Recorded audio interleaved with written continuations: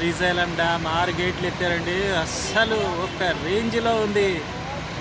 ఏమి ఎగిసి పడుతుంది నీళ్ళతో. ఊరి ఊరి ఊరి అస్సలు 2 కళ్ళు జరిపోవండి. ఏమన్నా ఎగిసి పడుతుంది. వావ్!